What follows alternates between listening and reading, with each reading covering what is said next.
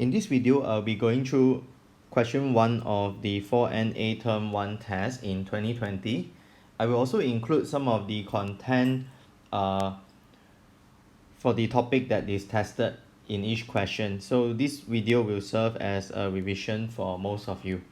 Okay, in question 1, you are given a speed time graph. There are some content knowledge that you must know before you can actually attempt the question. Number 1 is that in a speed time graph,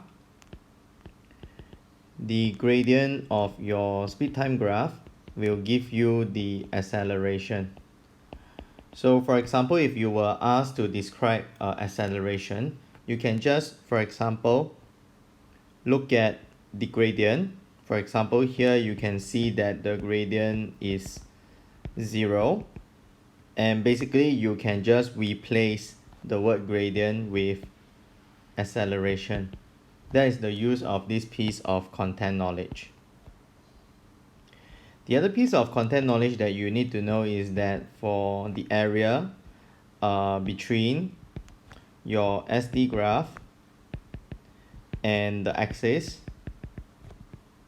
will actually give you the distance the object has traveled.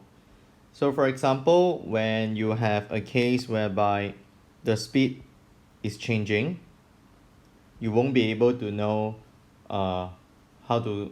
which speed to use to calculate the distance. So what you need to do is that you must find out the area between the SD line and the axis. So a common mistake done by students is that they will focus finding this area, but it is actually not true. You have to actually find the area between the line and the axis. Okay, so that is the content that you need to know before you can solve this. So one of the common questions is that they will ask you to describe the speed or describe motion in general.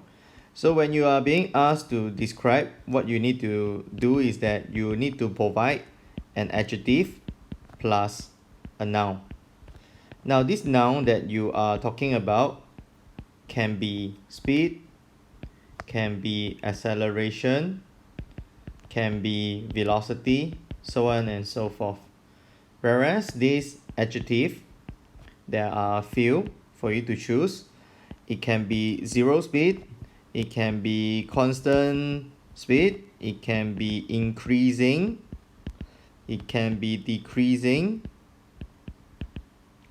So you have this few to pick, and that is how you should describe. So for example, in this question, you are being asked to describe, and basically they fix the noun for you. They want it in terms of speed between 0 and 1. So between 0 and 1, time is actually over here. So the speed, is it 0, constant, increasing, or decreasing? So how to do? No need to memorize anything. Okay, you just need to read the graph.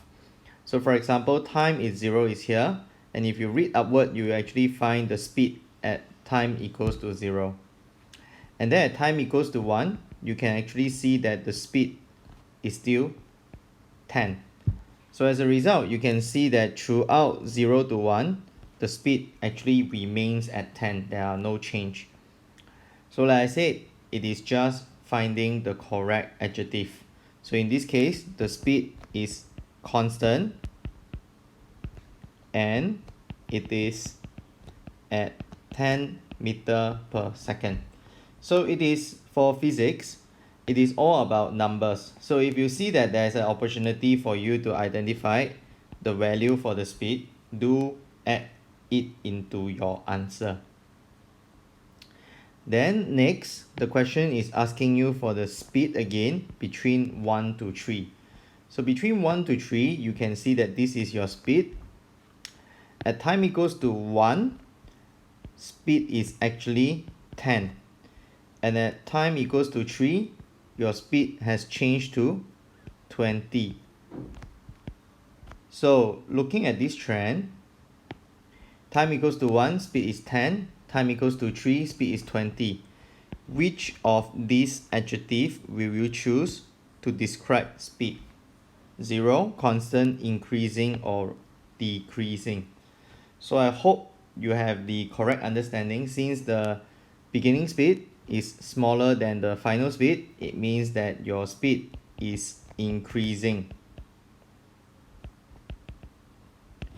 Okay, now since they gave you two answer lines, it means that the question required you to give a bit more detail.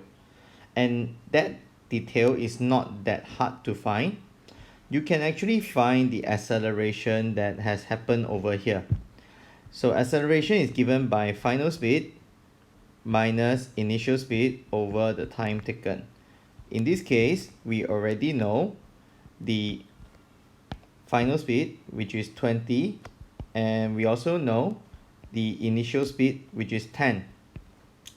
So because of that, we can just put this in, and the duration of time taken is over here from 1 second to 3 seconds. That will give you a total duration of 2, and that's why I say it is not that hard, it is just 5. So here you can just put in, and it accelerates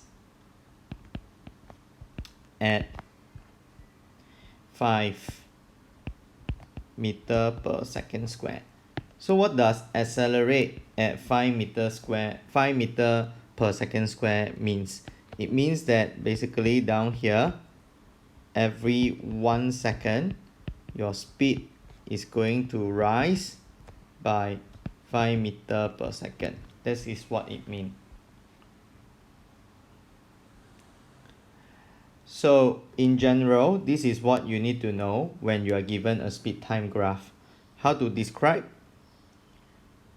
how to find the acceleration, and lastly, how to find the distance. And like I said, please remember it is between the line itself and the axis. So if you want to find the distance traveled between time equals to 1 and time equals to 3, you need to find this entire area.